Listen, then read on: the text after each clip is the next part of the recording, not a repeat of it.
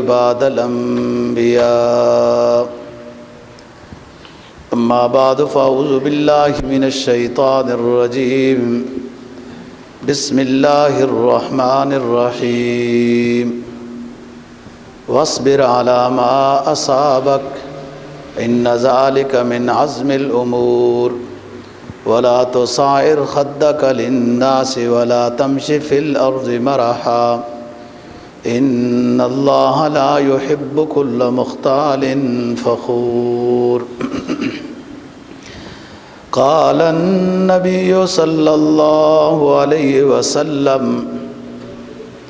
من جر ثوبه خيلاء لا ينظر الله تعالى إليه يوم القيامة صدق الله العظيم وصدق رسوله النبي الأمي الكريم ونحن على ذلك لمن الشاهدين والشاكرين والحمد لله رب العالمين۔ 21واں پارہ سورہ لقمان کی ایک آیت کریمہ تلاوت کی ہے اور جناب نبی پاک صلی اللہ علیہ وسلم کا ایک فرمان تلاوت کیا ہے جس کو امام بیہقی نے روایت کیا ہے۔ بات ہو رہی تھی کہ حضرت لقمان رضی اللہ عنہ نے اپنے بیٹے کو جو نصیحتیں کی ہیں اور ان نصیحتوں کا ذکر قرآن مجید میں ہے وہ کل 10 ہیں۔ 6 بیان ہو چکی تھیں، اقم الصلاۃ وامر بالمعروف ونہ عن المنکر واصبر علی ما اصابک فإن ذلک من عزم الامور، کہ آپ صبر کریں جو کچھ آپ کو پہنچے، اور یہ صبر کرنا اولو العزم لوگوں کا کام ہے، اونچے لوگوں کا کام ہے۔ ولا تصعر خدک للناس ولا تمش فی الارض مرحا، اور لوگوں کو کے سامنے ٹیڑھا منہ کر کے باتیں نہ کریں، مطلب خندہ پیشانی سے باتیں کریں، ٹیڑھا منہ کر کے بات کرنا تکبر کی علامت ہے۔ ولا تمش فی الارض مرحا، اور اکڑ کر زمین پر نہ چلنا۔ بلا شبہ اللہ تعالیٰ تکبر کرنے والے، فخر کرنے والوں کو پسند نہیں کرتا۔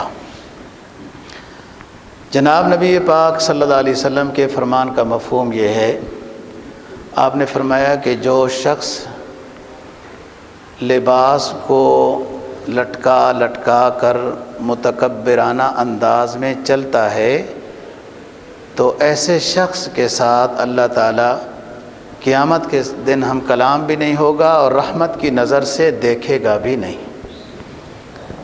ایک ہے غلطی سے لباس نیچے ہو گیا پھر اس نے ٹھیک کر لیا، ایک ہے نیت ہی اس کی یہ ہے کہ متکبرانہ انداز میں لباس کو لٹکا کر نیچے گھسیٹ کر چلا جاتا ہے، یہ غلط بات ہے۔ تو بات ہو رہی تھی گزشتہ جمعے پر وَأْمُرْ بِالْمَعْرُوفِ وَانْهَ عَنِ الْمُنْكَرِ، امر بالمعروف کرنا اور برائیوں سے روکنا، یہ ہر بندے کے ذمہ اس کے لیول کے مطابق ہے، جتنا اس کا بس چل سکتا ہے، جہاں تک چل سکتا ہے، جتنے اس کے ماتحت ہیں اس نے امر بالمعروف اور نہی عن المنکر کرنا ہے۔ کوئی ایسا شخص نہیں ہے کہ جو اس سے مستثنا ہو۔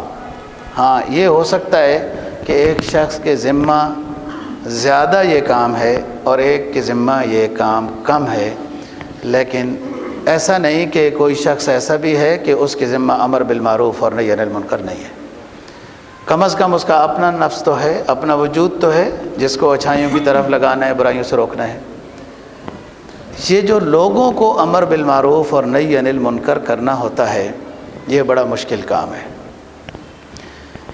اس پہ انبیاء علیہ الصلوۃ والسلام کی بھی شروع میں حوصلہ افزائی نہیں ہوئی، حوصلہ شکنی ہوئی ہے، طرح طرح کے تانے سننے پڑے ہیں اور بڑے عجیب حالات سے گزرے ہیں۔ کیوں گزرے ہیں؟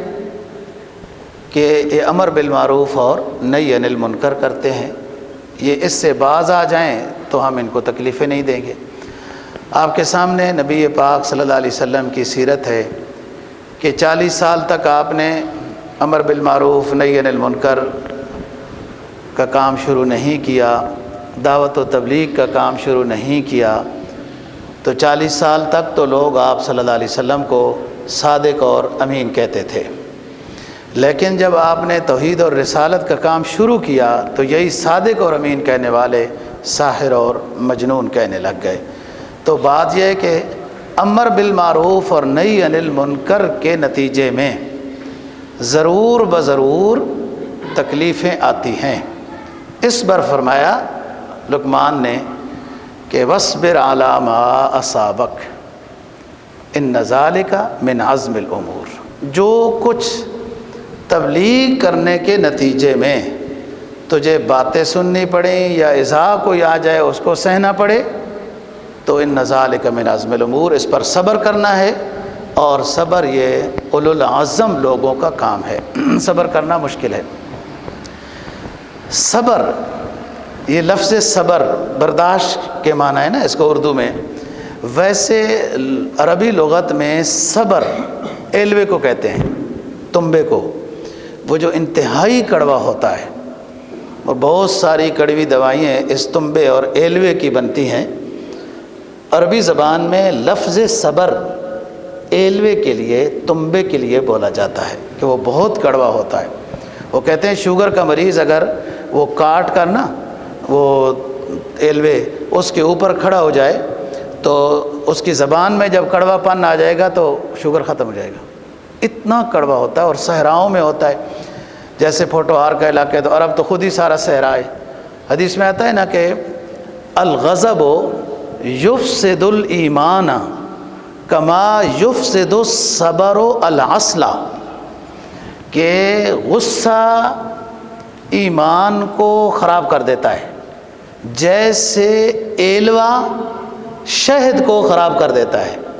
تو میں کہہ رہا ہوں تو وَاصْبِرْ عَلَىٰ مَا أَصَابَكَ، صبر کریں جو کچھ آپ کو لوگوں کی طرف سے تکلیف پہنچے امر بالمعروف اور نہی عن المنکر کے نتیجے میں، تو صبر کریں، یعنی ایلوا کھائیں۔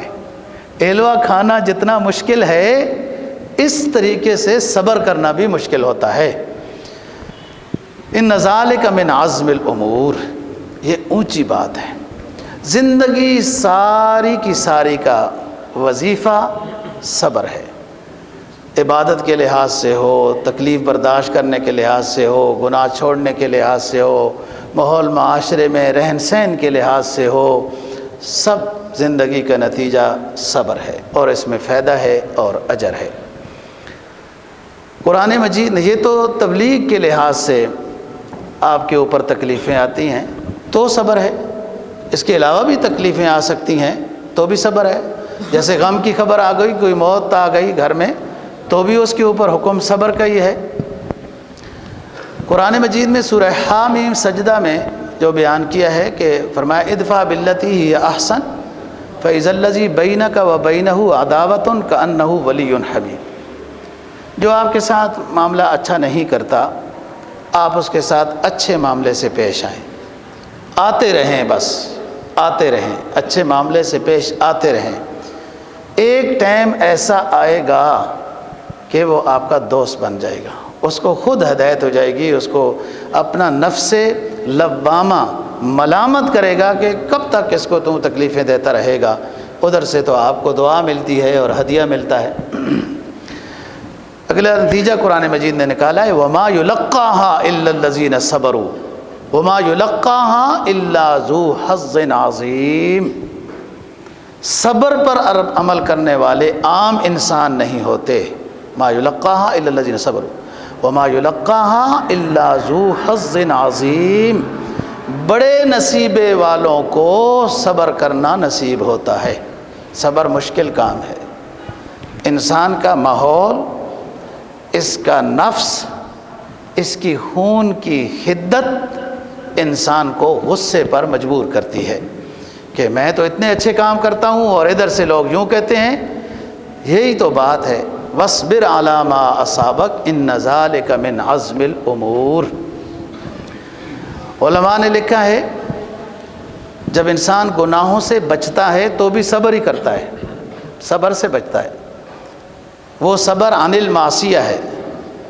جب بندگی کرتا ہے تو صبر علی الطاعہ ہے، دل نہیں چاہ رہا نیکی کرنے پر تو پھر بھی نفس کا مقابلہ کر کے یہ نیکی کر رہا ہے تو یہ بھی صبر ہے۔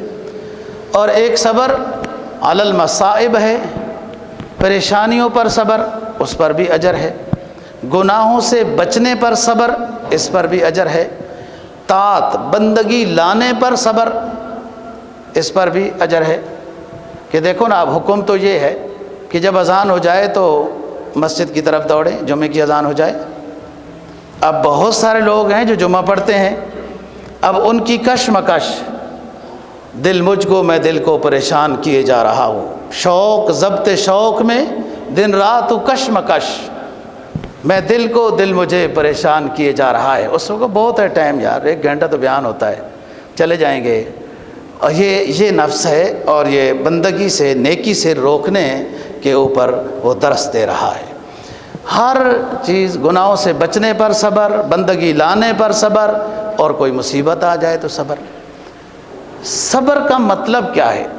جس کو نصیب ہوتا ہے اس کا مطلب یہ ہے اس کا ایمان قوی ہے۔ آپ تھوڑا جائزہ لیں اپنے ایمان کا۔ کوئی پریشانی کی خبر آ جاتی ہے تو قرآن کیا کہتا ہے 7ویں پارے میں کہ پتا نہیں ہل سکتا، کوئی پتا درخت سے اپنی مرضی سے ٹوٹ نہیں سکتا، درخت سے پتا ٹوٹ کر نیچے اپنی مرضی سے گر نہیں سکتا مگر اللہ کے امر سے ہوتا ہے۔ اب یہ عقیدہ ہے نا جی۔ اب ادھر آپ کے اوپر کوئی پریشانی آ گئی، عہدہ نہیں بڑھا، کوئی فلان ایسا ہو گیا، کوئی بھی پریشانی ہے، دنیا ہے ہی دار المصائب، یہ دار السرور نہیں ہے، دار الفناء والغرور ہے۔ تو پریشانی آ گئی تو ٹھیک ہے، ایک تھوڑا بہت طبی پریشانی آ گئی، لیکن آپ یہ سوچیں کہ جب کسی درخت سے پتا اپنی مرضی سے نہیں گر سکتا مگر اللہ گراتا ہے تو گرتا ہے۔ کوئی پریشانی ہمارے اوپر آئی، بظاہر کوئی سبب بنا ہے، وہ پریشانی آ گئی، لیکن یہ اللہ کے امر سے آئی، اس میں ہمارے لیے کوئی بہتری ہے، اس میں رجوع الی اللہ کی توفیق ہوگی، توبہ استغفار کی توفیق ہوگی، درجات بلند ہوں گے۔ وَاصْبِرْ عَلَىٰ مَا أَصَابَكَ، کہ جو جہاں پر تو یہ بات ہے کہ دعوت و تبلیغ میں جو آپ کے اوپر پریشانیاں آتی ہیں اس پر آپ صبر کریں، لیکن میں یہ کہہ رہا ہوں کہ تمام زندگی نام ہی صبر کا ہے، جس نے صبر کے ساتھ نظام چلایا وہ کامیاب ہے، ہر کام میں صبر ہے۔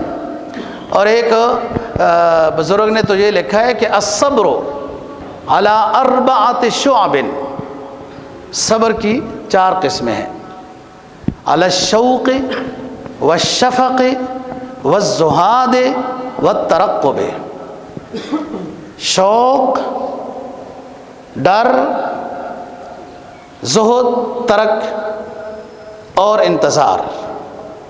فرمایا وَمَنِ اشْتَاقَ إِلَى الْجَنَّةِ سَلَا عَنِ الشَّهَوَاتِ، جو جنت چاہتا ہے، اللہ کی رضا، جنت الفردوس چاہتا ہے، سَلَا عَنِ الشَّهَوَاتِ،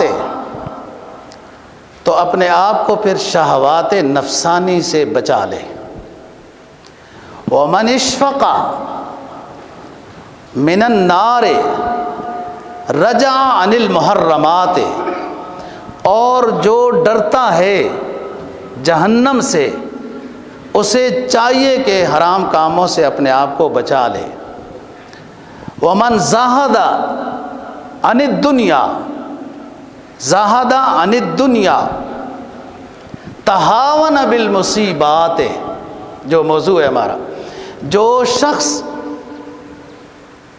دنیا سے بے رغبت ہے، دل اس کا دنیا میں نہیں لگتا، تو پھر وہ مصائب کو آسان سمجھے کہ دنیا میں اس کا دل ہے ہی نہیں، یہ عارضی زندگی ہے، جو پریشانی آتی رہتی ہے آ جائے گی، آخرت کی پریشانی بڑی ہے۔ قُلْ نَارُ جَهَنَّمَ أَشَدُّ حَرًّا، دنیا کی آگ، دنیا کی گرمی، دنیا کی پریشانی آخرت کے مقابلے میں، اس کی آگ، اس کی سختی کے مقابلے میں بہت آسان ہے۔ فرمایا ومن زہد عن الدنیا تہاون بالمصیبات، جو دنیا میں دل نہیں لگا رہا تو پھر یہ سوچ لے کہ اس کے اوپر مصیبتیں آئیں گی. الدنیا سجن المؤمن جنت الکافر، مومن کے لیے دنیا قید خانہ ہے، مصیبتیں آئیں گی اس میں. مومن کے لیے اصل گھر آخرت کا ہے، کافر کے لیے دنیا جنت کی طرح ہے، جنت میں اپنی مرضی چلے گی. کافر یہاں اپنی مرضی چلاتے ہیں، اور یار اپنے اوپر بے شک مرضی چلا رہے ہیں، وہ کوشش کرتے ہیں ہمارے اوپر بھی مرضی چلائیں. وہ انہیں پتہ ہے نا کمزور سی مخلوق ہے، ادھر بھی چلا دو. ہم کبھی ہوتے تو نہ چلاتے ہمارے اوپر. چوتھی چیز وَمَنْ ارْتَقَبَ مَنْ ارْتَقَبَ إِلَى الْمَوْتِ تَسَارَعَ إِلَى الْخَيْرَاتِ، جو شخص موت کو سمجھتا ہے، موت کو یاد کرتا ہے کہ موت آئے گی، تو اسے چاہیے کہ نیکیوں میں مسابقت کرے. تو یہ سب چیزیں، اب نیکیوں میں مسابقت صبر ہے، مصائب کو ہلکا سمجھنا صبر ہے، حرام کاموں سے بچنا صبر ہے، اور شہوات سے بچنا صبر ہے. نفس میں یہ چیز رکھی گئی ہے، اور یہی درجات کی بلندی کا سبب بنتا ہے. اگر نفس میں صرف خیر ہی رکھی جاتی، شر نہ رکھی جاتی، گناہ کی سوچ نہ رکھی جاتی، تو پھر نیکی کا 10 گنا 700 گنا یوں اضافہ نہ ہوتا. یہ صرف اس مکلف مخلوق کے لیے نیکی بجا لانے پر کئی گنا نیکی پر اجر ملتا ہے کہ اس نے نفس کا، ماحول کا، شریر چیزوں کا مقابلہ کیا ہے، گناہوں سے بچا ہے، نیکی کو بجا لایا. جیسے نیکی کو بجا لانا نیکی ہوتا ہے، ایسے ہی گناہ سے بچنا بھی نیکی ہوتی ہے. یہ دونوں چیزیں نیکی ہیں. اور تبھی عمل الصالحات، قرآن مجید نے اکثر مقام پہ فرمایا ان الذین آمنوا وعملوا الصالحات لہم جنات تجری من تحتها الانہار. ان الذین آمنوا وعملوا الصالحات لہم جنات تجری من تحتها الانہار، کہ جنہوں نے ایمان لایا اور اچھے اعمال بجا لاتے رہے، ان کے لیے جنت ہے، باغات ہیں، نہریں ہیں وغیرہ. ایمان کے بعد عمل صالح پھلاور ہوتا ہے. اگر کوئی شخص نیکی کرتا بھی ہے اور وہ کافر ہے تو اس کا بدلہ دنیا میں اس کو مل جاتا ہے، شہرت کی شکل میں، جیسے وہ چاہتے ہیں ان کو ملتا ہے. ایمان لانے کے بعد جو نیکی بجا لاتی ہے، وہ لائی جاتی ہے، وہ پھلاور ہوتی ہے. اور نیکی کس چیز کا نام ہے؟ اعمال صالحہ کو بجا لانا اور گناہوں سے بچنا، یہ دونوں نیکیاں ہیں. صرف یہ نیکی نہیں ہے کہ آپ اچھے کام تو کرتے جائیں لیکن گناہوں سے نہ بچیں، تو نیکی صحیح نہیں ہے. اس کی صوفیاء مثال دیتے ہیں کہ ایک صاف ستھری ٹینکی ہے اور اس میں پاک پانی اوپر سے آ رہا ہے اور نیچے پانی کھلا ہے، نیچے بھی ٹوٹی نہیں ہے. ٹینکی میں پانی پاک صاف آ رہا ہے اور نیچے بھی ٹوٹی کھلی ہے، جو آ رہا ہے جا رہا ہے، تو کیا فائدہ ہوا؟ ضائع ہو رہا ہے. اس طرح جو نیکیاں بجا لاتا ہے بندہ، اس کو وہ خزانہ کرے. یہ بینک بیلنس ہے، یہ سٹور کرنا ہے، یہ ضروری. ہم کسی اور چیز کے پیچھے لگے ہوئے ہیں، اصل بینک بیلنس یہ ہے. اور قرآن کیا کہتا ہے؟ فرمایا من جاء بالحسنۃ فلہ عشر امثالہا، جو نیکی ہمارے پاس لے کر آئے گا میدان حشر میں. دنیا میں کی ہے نیکی، ادھر گناہ کیا، ضائع کر دی، تو جب اللہ کے پاس پہنچے تو اعمال نامہ خالی تھا. نہیں، جو نیکی کی ہے اس کو سنبھالنا بھی ہے. قرآن مجید نے دوسرے پارے میں کیا؟ حافظوا علی الصلوات والصلاۃ، نماز کی حفاظت کرو. حالانکہ ہر جگہ کہا نماز قائم کرو. وہ نماز قائم کرنا تو نماز پڑھنا ہے، پابندی سے، تکبیر اللہ سے وغیرہ. نماز کی حفاظت کہ پھر گناہ نہیں کرنا ہے، یہ پاکی رہے گی، باقی رہے گی. میدان حشر میں جب اعمال نامے فَأَمَّا مَنْ أُوتِيَ كِتَابَهُ بِيَمِينِهِ فَيَقُولُ هَاؤُمُ اقْرَءُوا كِتَابِيَهْ، جب نیک بندے کو اعمال نامہ دائیں ہاتھ میں ملے گا، اسے سمجھ تو آ گئی ہے کہ اعمال نامہ دائیں ہاتھ میں مل گیا نا جی، کام آسان ہے، وہ خوش ہوگا. تو ساتھی کو کہے گا یہ پڑھو نا، اقرأ کتابک کفیٰ بنفسک اليوم علیک حسیبا، ہاؤ مقرؤ کتابیہ انی ظننت انی ملاق حسابیہ فہو فی عیشۃ راضیہ فی جنت عالیہ قطوفہا دانیہ۔ قرآن کہتا ہے کلوا واشربوا ہنیئا بما اسلفتم فی الایام الخالیہ، کہ وہ اس کو تو پتہ تھا، دنیا میں بات سنی ہوئی تھی کہ اعمال نامہ جب دائیں ہاتھ میں مل جائے گا تو معاملہ آسان ہو جائے گا۔ فاما من اوتی کتابہ بیمینہ فیقول ہاؤم اقرؤوا کتابیہ، وہ لوگوں کو کہے گا میرا اعمال نامہ پڑھو، حالانکہ سمجھ گیا ہے کہ دائیں ہاتھ میں اعمال نامہ ملا ہے، معاملہ آسان ہے، وہ خوشی سے کہے گا ہاؤم اقرؤوا کتابیہ۔ اور آگے کیا کہتا ہے؟ انی ظننت انی ملاق حسابیہ، میری زندگی اس انداز میں گزری ہے، مجھے اپنے رب سے امید تھی، مجھے اپنے رب سے جو امید تھی وہی ہو کر رہی ہے۔ کام ایسے کیے تھے مجھے اپنی زندگی پر، ظاہر ہے بندے کو اپنے اعمال کے اوپر اعتماد ہوتا ہے، یہ الگ بات ہے، اپنی نیکی کے اوپر اعتماد اور بھروسہ ہونا یہ الگ پہلو ہے، اور ایک ہے اپنی نیکیاں لوگوں کو بتاتے پھرنا، وہ الگ پہلو ہے، اس سے بچنا ہے۔ فرمایا انی ظننت انی ملاق حسابیہ فہو فی عیشۃ راضیہ فی جنت عالیہ قطوفہا دانیہ، بڑے اچھے طرح کے باغات ہوں گے، نہریں جاری ہوں گی، اور ان باغات کے پھل لٹک رہے ہوں گے۔ اعلان ہوگا رب العالمین کی طرف سے کلوا واشربوا بما اسلفتم فی الایام الخالیہ، اے میرے نیک بندے ان نعمتوں سے استفادہ کر، اس لیے کہ تو نے زندگی جو دنیا میں گزاری ہے ہماری مان کر گزاری ہے، آج تیری مانی جائے گی۔ کلوا واشربوا ہنیئا بما اسلفتم فی الایام الخالیہ۔ اور اس کے آگے پھر جس کو بائیں ہاتھ میں اعمال نامہ ملے گا، اللہ تعالیٰ سب کو دائیں ہاتھ میں اعمال نامہ نصیب فرمائے۔ ایمان اور عمل صالح کی توفیق، ایمان بنتا ہے اعمال صالحہ سے، ایمان بنتا ہے اعمال صالحہ سے، مضبوط ہوتا ہے، پھر وہ مقابلہ کرنے کے لیے دفاعی پوزیشن اس مومن کی مضبوط ہوتی ہے۔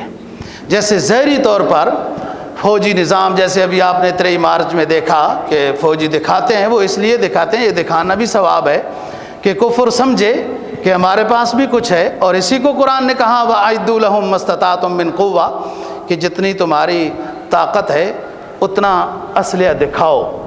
یہ کیا ہے، کیوں اسلحہ دکھایا جاتا ہے؟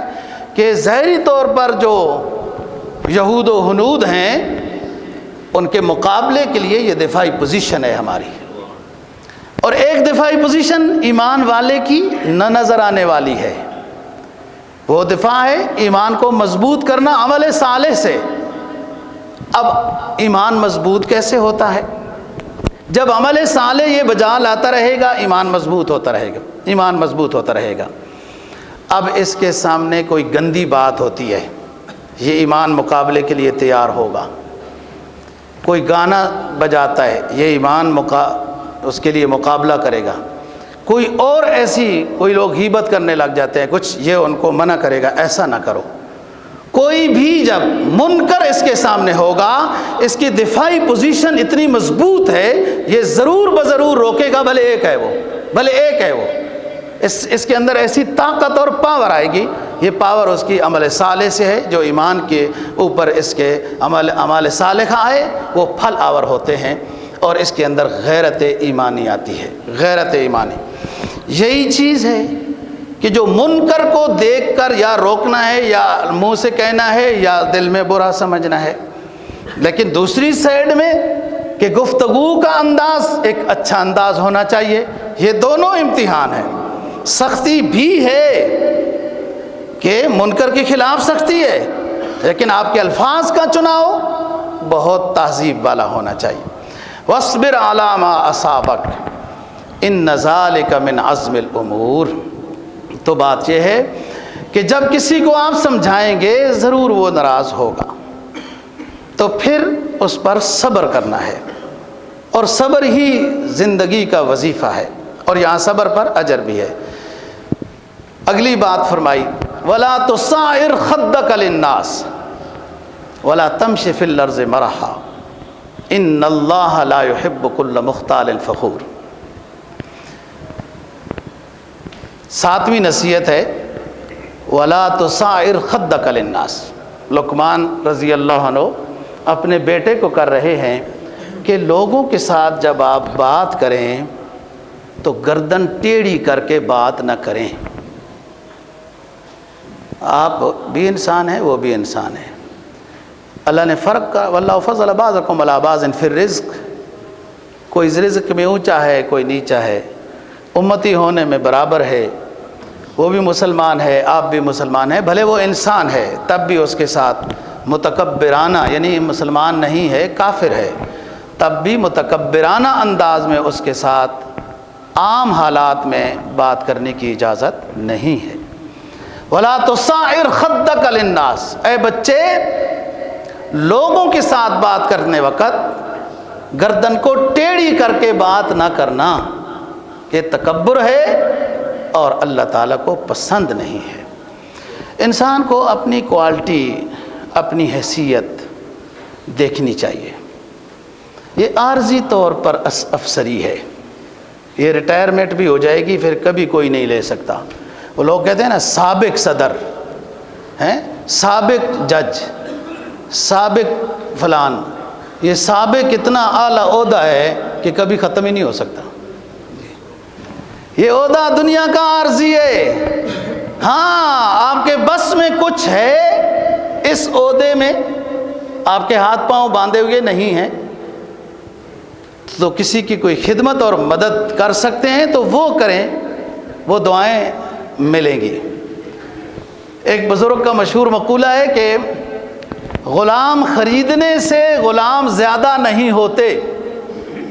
ایک بندہ 4 غلام آج خرید رہا ہے، 5 اور خرید رہا ہے، 10 اور خرید رہا ہے، تو بڑا نواب ہے، اس کے بہت نواب ہیں پرانے زمانے میں، جو بہت غلام ہیں اس کے. جی فرمایا غلام زیادہ خریدنے سے زیادہ نہیں ہوں گے، اچھے اخلاق کے ساتھ پیش آنے سے لوگ آپ کے گرویدہ ہوں گے. یہ ہیں جو زیادہ ہو جائیں گے، آپ کے قریب آئیں گے، آپ کے ساتھ بات چیت کریں گے، دعا سلام کریں گے، کیونکہ آپ ایک اچھے انسان ہیں، اچھے اخلاق کے حامل ہیں.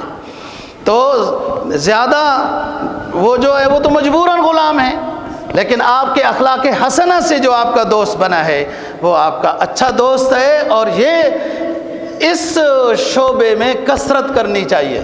اچھے اخلاق سے پیش آئیں.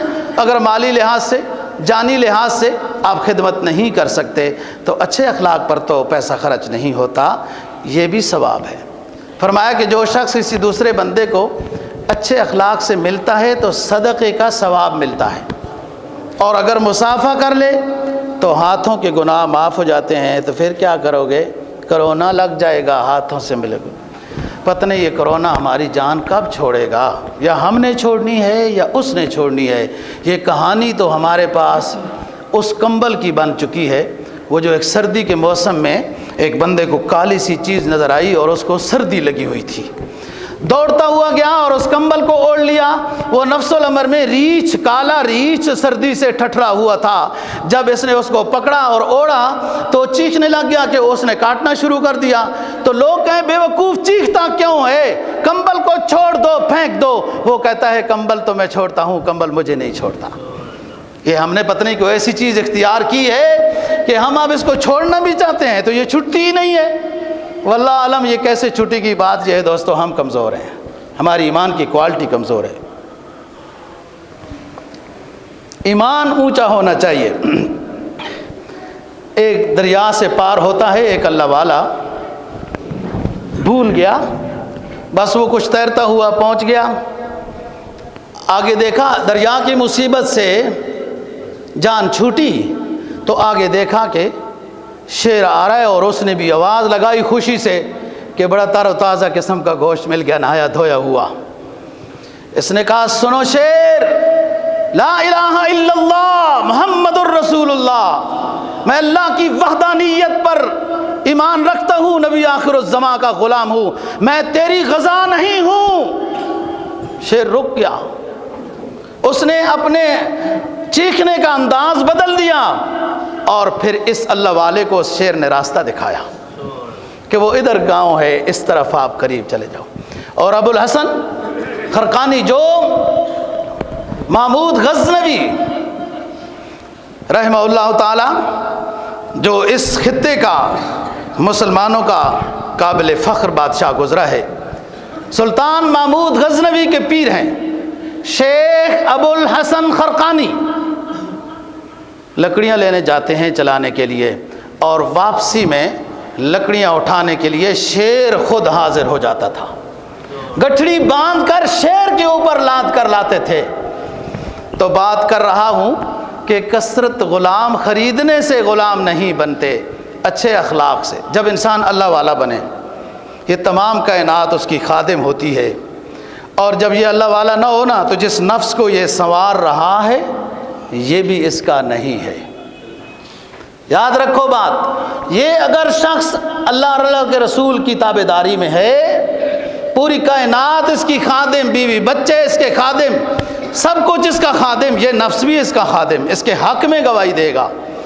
لیکن اگر یہ اللہ رسول کا باغی ہے تو یہ نفس کی اس پہ نہیں۔ الیوم نختم علی افواہہم وتکلمنا ایدیہم وتشہد ارجلہم بما کانوا یکسبون۔ میدان حشر میں لایا جائے گا بندہ، ہم اس کی بولتی بند کر دیں گے، یہ جسم گواہی خود دے گا، ہر حصہ بدن کا بولے گا، خاموش زباں ہو جائے گی، اس وقت کا عالم کیا ہوگا، جس آگ کا ایندھن انسان ہو اس آگ کا عالم کیا ہوگا۔ بولتی اس کی بند کر دی جائے گی، مت بول، یہ اس کے کان گواہی دیں گے حق میں یا خلاف، نگاہیں گواہی دیں گی حق میں یا خلاف، اس کی ناک گواہی دے گی حلال چیزوں کو سونگتا رہا یا حراموں کو، اس کے ہاتھ گواہی دیں گے اس کے حق میں یا اس کے خلاف، اور اس کے پاؤں گواہی دیں گے اس کے حق میں یا اس کے خلاف۔ یہ قلم لکھنے والے، یہ انگلیاں، ان سے غلط فیصلے کیے، ظالمانہ فیصلے کیے، یہ اس کے خلاف گواہی دیں گی، اور اگر انصاف کے فیصلے کیے تو حق میں گواہ بن جائیں گی۔ الیوم نختم علی افواہہم، تو فرمایا ولا تصعر خدک للناس، اے بچے ٹیڑھی گردن کر کے لوگوں سے بات نہ کرنا۔ میں بھی دنیا میں رہتا ہوں دوستو، آپ کے ہی پاس، ہمیں بھی ایسے ایسے دفتروں میں اور ایسے ایسے افسروں کے ساتھ واسطہ پڑتا رہتا ہے، وہ تو اوپر دیکھنا بھی گوارا نہیں کرتے۔ ٹیڑھی گردن تو دور کی بات ہے، چلو بات تو ہو گئی نا، اوپر ہی نہیں دیکھتے۔ بھائی تم سرکار کے ملازم ہو، تمہارے ذمہ یہ لازم ہے جو بندے آئے تمہارے پاس ان کی بات سنو، اگر کر سکتے ہو کرو، نہیں کر سکتے ہو نہ کرو۔ حکومت آپ کو کوٹھی دیتی ہے، گاڑی دیتی ہے، پٹرول دیتی ہے، خادم دیتی ہے، اعلیٰ تنخواہ دیتی ہے، اعلیٰ درجے کا آپ کا دفتر ہوتا ہے، اتنے اس کے خادم کیوں دیتی ہے؟ ہمیں تو نہیں دیتی، اس لیے کہ آپ کے ذمہ وہ کام ہے کہ اس غریب عوام کی باتوں کو سنو، ان کو پورا کرو، اگر قانون آپ کو اجازت دیتا ہے، نہیں تو کوئی بات۔ تکبر کس چیز کا ہے؟ آپ خاندان اور پیچھے گھر سے نواب آئے ہو تو اپنے ڈیرے میں بیٹھتے نا، اس دفتر میں آ کے کیوں بیٹھے ہو؟ اس دفتر میں آپ حکومت کے ملازم ہو، عوام کی فریاد رسی کے لیے ہو، قانون آپ کو کہتا ہے تو اس کا کام کریں، خندہ پیشانی سے تو پیش آنا۔ ولا تصعر خدک للناس ولا تمشی فی الارض مرحا، اور اکڑ کرنا چلو۔ یہ تکبر، یہ دونوں چیزیں تکبر کا پتہ بتاتی ہیں۔ اللہ رب العزت کیا فرماتے ہیں؟ الکبریاء ردائی والعظمت ازاری فمن نازعنی فیہما قسمتہ، صاد کے ساتھ ہے قسمتہ، بڑھائی، تکبر، عظمت، کبریائی، یہ میرے شان کے مناسب ہے۔ یہ اللہ پاک فرما رہے ہیں بڑائی اور عظمت کبریائی یہ میرے شان کے مناسب ہے، اور جس نے میری ان چیزوں میں سے کسی چیز کو لینے کی کوشش کی تو میں اس کو توڑ دوں گا، اس کو توڑ دوں گا۔ شاہوں کو گدا کر دے، گداگر کو وہ شاہ کر دے۔ کون ہے جو اس سے پوچھ سکتا ہے؟ انسان کی یہ زندگی عارضی ہے، یہ افسری عارضی ہے، اور یہ مال و دولت یہ عارضی ہے، یہ ساری چیزیں عارضی ہیں، اور عارضی ہونے کے ساتھ امتحان بھی ہیں کہ انہیں استعمال کیسا کیا جا رہا ہے، حاصل کیسے کیا جا رہا ہے۔ وَلَا تُصَعِّرْ خَدَّكَ لِلنَّاسِ، حدیث میں جناب نبی پاک صلی اللہ علیہ وسلم کا فرمان ہے، من کان فی قلبہ مثقال ذرۃ من خردل من کبر اکبہ اللہ تعالی فی النار علی وجہہ، رواہ مسلم۔ جس شخص کے دل میں سرسوں کے دانے کے برابر بھی تکبر ہوا، اللہ پاک اس کو جہنم میں منہ کے بل گرائے گا۔ یہ بھی مسلم کی حدیث۔ اور دوسری فرمایا لا يدخل الجنت من کان فی قلبہ مثقال حبۃ من خردل من کبر ولا يدخل النار من کان فی قلبہ مثقال حبۃ من خردل من الایمان، رواہ مسلم۔ فرمایا جنت میں وہ شخص داخل نہیں ہو سکتا۔ حدیث کو صحیح خیال سے توجہ سے سنیں اور اس کا نتیجہ کیا نکل رہا ہے۔ فرمایا کہ جنت میں داخل نہیں ہو سکتا وہ شخص جس کے دل میں سرسوں کے دانے کے برابر تکبر ہوگا۔ دل میں تکبر کیا ہے بتاتا ہوں۔ اسی حدیث کا دوسرا جملہ، جہنم میں داخل نہیں ہوگا وہ شخص جس کے دل میں سرسوں کے دانے کے برابر ایمان ہوگا، وہ جہنم کی غذا نہیں ہے۔ ذرا سا ایمان ہوا تو وہ جہنم کی غذا نہیں ہے، ذرا سا تکبر ہوا تو جنت کا مستحق نہیں ہے۔ اب سوچو، کیا ایمان اور تکبر دونوں جمع ہو سکتے ہیں؟ جب ذرہ برابر ایمان ہے تو یہ شخص جنت میں جائے گا، اور ذرہ برابر کبر ہے تو یہ جہنم میں جائے گا۔ اور صحاح ستہ کی کتاب مسلم شریف کی یہ حدیث ہے۔ معلوم یہ ہوا کہ ایمان والے کے پاس تکبر نہیں ہوتا، جو متکبر ہوتا ہے اس کے پاس ایمان نہیں ہوتا۔ اتنا سخت معاملہ ہے یہ۔ اب ایک صحابی پوچھتے ہیں، دیکھو یہ صحابہ بہت اونچے لوگ ہیں، یہ ہمارے لیے کام آسان کرتے ہیں۔ عرض کرنے لگا حضور ہم میں سے تو بعض بڑے صاف ستھرے اچھے اچھے کاٹن کے کلف لگا کے کپڑے پہنتے ہیں، کلف تو اس زمانے میں نہیں ہوگی واللہ عالم۔ ہم میں سے تو بعض بڑے اچھے اچھے قیمتی کپڑے پہنتے ہیں، بڑی اچھی اچھی سواریاں بھی ہیں ان کے پاس، بڑے اچھے گھر بھی ہیں۔ صحابہ کرام رضی اللہ تعالیٰ عنہم میں سعد بن ابی وقاص رضی اللہ تعالیٰ عنہ کے پاس فارم ہاؤس تھا، تو فارم ہاؤس والوں کے لیے بھی سنت بتا رہا ہوں نا جی، لیکن اس فارم ہاؤس سے دین کا کام کرو تو یہ بھی جنت تو وہ بھی جنت ہے، تکبر کیا تو ختم۔ تو فرمایا کہ عرض کیا صحابی نے، حضور ہم میں سے تو کچھ لباس اچھا پہنتے ہیں، سواریاں ان کی بڑی اچھی ہیں، اور اسی طریقے سے کھانا پینا بھی بعض کا بہت اچھا ہے، گھر بھی اچھے ہیں، تو کیا ہم سب متکبرین ہیں؟ تو آپ نے فرمایا ہرگز نہیں۔ اللہ جس بندے کو نعمت دیتا ہے وہ بندہ اس نعمت کو جب استعمال کرتا ہے تو اللہ تعالیٰ خوش ہوتا ہے، ایسا نہیں ہے۔ تکبر یہ ہے کہ آپ دل میں دوسرے انسان کو، دوسرے مسلمان کو حقیر سمجھیں۔ ان کے اوقات کیا ہیں، یہ حیثیت کیا رکھتے ہیں؟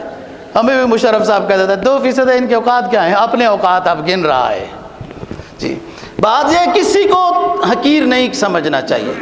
اور یہ شعبہ کہ کون اعلیٰ ہے کون کمزور ہے، ان اللہ علیم بذات الصدور ہے. تقوی کے لحاظ سے ایک بندہ بڑا ہے، تقوی کسی کا کم ہے تو وہ بندہ چھوٹا ہے. لیکن اب تقوی کس کا کم ہے اور کس کا زیادہ ہے یہ کسی انسان کو نہیں پتہ چل سکتا.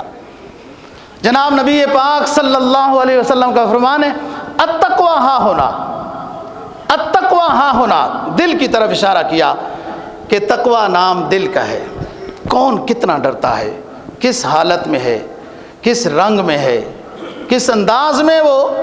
اس کو صوفیاء نے بڑی آسان طریقے سے بات سمجھانے کی کوشش کی ہے کہ بظاہر دونوں بندے برابر نظر آتے ہیں، لیکن دل کے لحاظ سے دونوں کا فرق ہو سکتا ہے. اور دل کے لحاظ سے کون اعلیٰ ہے تقوی کے اعتبار سے اور کون کمزور ہے سوائے اللہ کے اور کوئی نہیں جان سکتا. ان اللہ علیم بذات الصدور، وہ جانتا ہے. وہ سمجھانے کے طور پر یہ سمجھاتے ہیں کہ ایک دریا ہے، اس کو دو بندے پار کر رہے ہیں. ایک ابھی 10 فٹ اندر داخل ہوا ہے اور ایک دریا کو پار کر کے اس کے 10 فٹ رہتے ہیں دوسری سائڈ میں باہر نکلنے سے. بظاہر دونوں 10 فٹ اندر ہیں، لیکن یہ 10 فٹ ابھی گیا ہے اندر، اس کا پورا دریا رہتا ہے. وہ پورا دریا پار کر کے اس کے 10 فٹ رہتے ہیں. باہر نکلنے کے نظر آنے میں تو دونوں برابر ہیں، لیکن راستہ پانے میں اور منزل کو پانے میں دونوں کو فرق ہے. وہ قریب پہنچ چکا ہے اور یہ ابھی شروع ہوا ہے. یہ سالک اور مبتدی کی بات ہے. تو بات یہ ہے کہ کسی کو حقیر تب سمجھا جائے کہ جب پتہ ہو کہ وہ تقوی کے لحاظ سے ختم ہے، اور کسی کو اعلیٰ تب سمجھا جائے. وہ تو ظاہری علامت ہو سکتی ہے نا جی، کہ ایک بندہ نماز کا پابند ہے، سنت کا لباس ہے، داڑھی سنت کی ہے، پگڑی سنت کی ہے، کھانا پینا ٹھیک ہے، کاروبار حلال ہے. یہ ظاہری علامات ہو سکتی ہیں، لیکن اوکے کی فٹیک اور سند تو اللہ پاک کے پاس ہے. پتہ نہیں اس کی دل کی کیفیت کیا ہے. تو اعلیٰ تقوی والا یا کم تقوی والا، یہ کوئی شخص انسان یہ فیصلہ نہیں کر سکتا. یہ فیصلہ کرنے والا اللہ پاک ہے، وہ اللہ کو معلوم ہے. ہم کسی کے اوپر یہ کہہ نہیں سکتے کہ تم، ہاں کسی کے اندر آپ کو عیب نظر آتا ہے، کوئی گناہ نظر آتا ہے، کوئی خلاف شرع منکرات نظر آتے ہیں، تو درد کے ساتھ، فکر کے ساتھ اب یہاں پر اس عیب کو بھی دور کرنا ہے اور اپنی ہمدردی بھی دکھانی ہے. اور اس کو علامہ رومی تو مثال دیتے ہیں کہ زخم جب خراب ہو جائے تو کاٹنا ہوتا ہے، لیکن اس کاٹنے والے کو کوئی برا نہیں کہتا. وہ سمجھتا ہے کہ یہ کاٹ چھانٹ بھی اس بندے کی صحت کے لیے کی جا رہی ہے. وہ کاٹنے والا بھی ہمدرد ہوتا ہے، جو کٹوا رہا ہے جسم وہ بھی سمجھتا ہے کہ میری صحت کے لیے ہے. بات یہ ہے کہ کسی میں عیب ہیں، منکرات ہیں، دور بھی کرنا ہے. یہی تو امر بالمعروف اور نہی عن المنکر ہے. لیکن حقیر نہیں سمجھنا اور اللہ سے مانگ کر چلنا ہے. ہو سکتا ہے وہ توبہ کے بعد وہ اس درجے میں پہنچ جائے، کیونکہ التائب، حدیث میں جناب نبی پاک صلی اللہ علیہ وسلم کا فرمان ہے نا، فرمایا کل بنی آدم خطاؤون وخیر الخطائین التوابون التائب من الذنب کمن لا ذنب لہ. یہ 3 جملے ہیں اس حدیث کے. اکثر مشہور یوں ہے التائب من الذنب کمن لا ذنب لہ، کہ توبہ کر لی کسی نے صدق کے دل سے گناہوں سے تو اس کے سارے گناہ معاف ہو گئے. یہ جملہ اس حدیث کا آخری جملہ ہے. اس سے اوپر فرمایا کل بنی آدم خطاؤون وخیر الخطائین التوابون. ہر بنی آدم گناہگار ہے، ذات پاک اللہ کی اور اس کے پیغمبروں کی ہے. پیغمبروں کے جو صحابہ ہیں ان سے غلطیاں ہوئیں لیکن اللہ نے انہیں مغفور قرار دیا. باقی سارے ابن آدم خطاؤون، غلطیاں ان سے ہوتی رہیں گی. لیکن خیر الخطائین التوابون، بہترین خطا کار وہ ہیں جنہوں نے ہم سے سلو کر لی. من تاب وآمن وعمل عملا صالحا فاولئک یبدل اللہ سیئاتہم حسنات وکان اللہ غفورا رحیما. جس نے صدق کے دل سے توبہ کی اور آئندہ اپنی توبہ کو اعمال صالحہ کا زیور پہنایا، ہم اس کی توبہ کو اس انداز میں قبول کریں گے کہ اس کے گناہوں کو بھی نیکیوں میں بدل دیں گے. فَأُولَئِكَ يُبَدِّلُ اللَّهُ سَيِّئَاتِهِمْ حَسَنَاتٍ.